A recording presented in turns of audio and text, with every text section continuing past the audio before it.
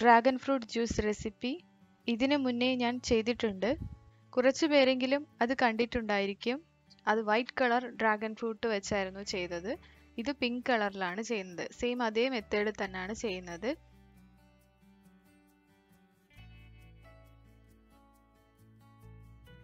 ഞാനിവിടെ ഒരു ഡ്രാഗൺ ഫ്രൂട്ടിന്റെ പകുതി എടുത്തിട്ടാണ് ചെയ്യുന്നത്.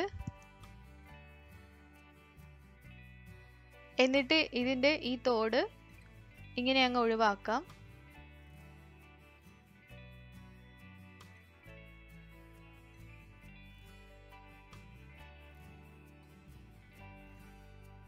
നല്ല ഭംഗിയുള്ള കളർ. ഇത് കട്ട് ചെയ്യുമ്പോൾ തന്നെ എൻ്റെ കയ്യിലൊക്കെ പിങ്ക് കളർ ആവുന്നുണ്ട്.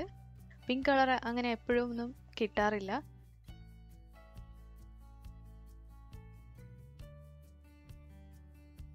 ബ്ലെൻഡ് ചെയ്യുമ്പോൾ സീഡ്സ് ഒട്ടും അരഞ്ഞു പോവാണ്ട് ഈ ഫ്രൂട്ട് മാത്രം ബ്ലെൻഡായി കിട്ടാൻ വേണ്ടിയിട്ടാണ് ഞാൻ ഇത്രയും ചെറിയ പീസസ് ആക്കി ഇത് കട്ട് ചെയ്യുന്നത്.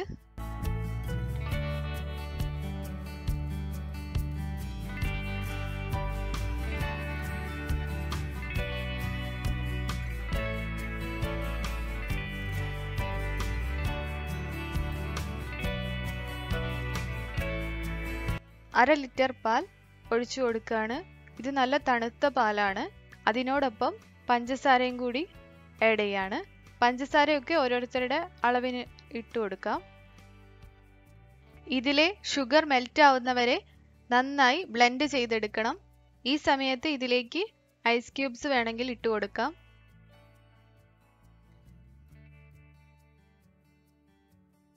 ഇനി കട്ട് ചെയ്ത് വെച്ചിരിക്കുന്ന ഫ്രൂട്ട് മിക്സിയുടെ ജാറിലേക്ക് ഇട്ട് കൊടുക്കാം.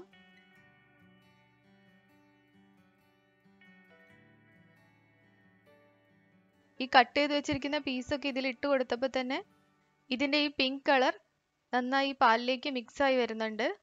ഡ്രാഗൺ ഫ്രൂട്ട് ഇട്ട് ബ്ലെൻഡ് ചെയ്ത് വരുമ്പോൾ കുറച്ചും കൂടി ഇത് ജ്യൂസി ആവും. കാരണം ഇത് നല്ല വാട്ടർ കണ്ടന്റ് ഉള്ള ഫ്രൂട്ടാണ്. മിക്സിയിൽ വിപ്പ് എന്ന ഓപ്ഷൻ ഉണ്ടെങ്കിൽ ഒരു 6 തവണ ഇതിങ്ങനെ വിപ്പ് ചെയ്ത് കൊടുത്താൽ മതി.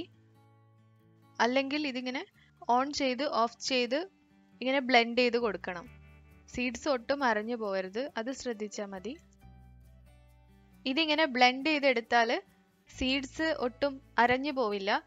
സീഡ്സ് അരഞ്ഞു പോയി കഴിഞ്ഞാൽ ഇതിന് വേറെ ഒരു ചവർപ്പൊക്കെ മിക്സ് ആയിട്ടുള്ള ഒരു ടേസ്റ്റ് ആണ് വരുന്നത്.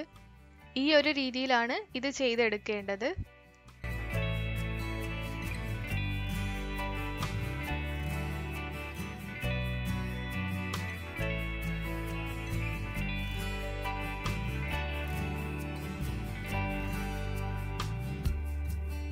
ഇപ്പൊ ഇതിന്റെ സീഡ്സ് ഒട്ടും അരഞ്ഞു പോയിട്ടില്ല. എന്നാൽ ഫ്രൂട്ട് നന്നായി മിക്സ് ആയിട്ട് വന്നിട്ടുണ്ട്.